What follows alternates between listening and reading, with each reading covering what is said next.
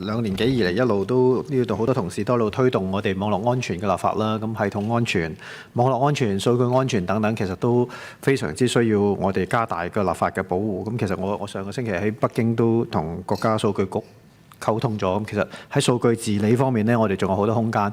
咁雖然呢個只係系統關鍵基礎設施啦，今次只係部分啦，希望係第一步啦。即係我哋後面可以喺其他嘅網絡安全啊、數據安全方面可以有更加多嘅法例。咁但係對於呢個條例嘅推動呢，我一定係支持嘅。咁但係入邊仲有幾個問題想問一問局長嗰度，其實都係頭先幾位議員關心啦。第一個就係嗰個分類嗰度啦，即係邊一類算係喺呢個監管範圍入邊嚇，或者係咪真係冇中小企走漏呢？我覺得都要有斟酌一下。頭先提過電台，即係未必啦。局長話會睇下情況啦。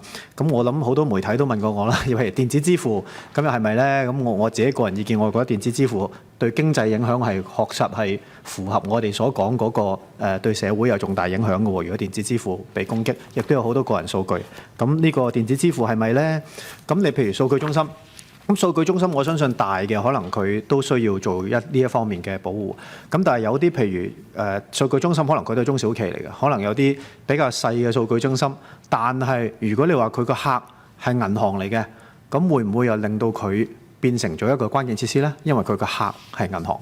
咁所以呢個點定義呢？咁如果佢一啲中小型嘅呢啲數據中心都係，咁淨係 TVP 啊頭先講或者 IOC 嗰度幫佢培訓啊等等，可能真係未必足夠，因為 TVP 都係一次過嘅一個補助，咁佢係一個長期需要支援嘅機構。咁呢個第一個問題。咁第二個問題就關於個獨立電腦系統保安審計嗰度啦。咁個審計嗰度，我哋點樣承認而家有好多唔同嘅certification 啊？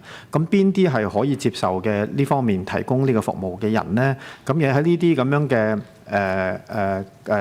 嗰個叫做 certification 嗰方面呢，個認證嗰度呢，亦都有啲係內地嘅專業，有啲係國際嘅一啲考嘅證書啦。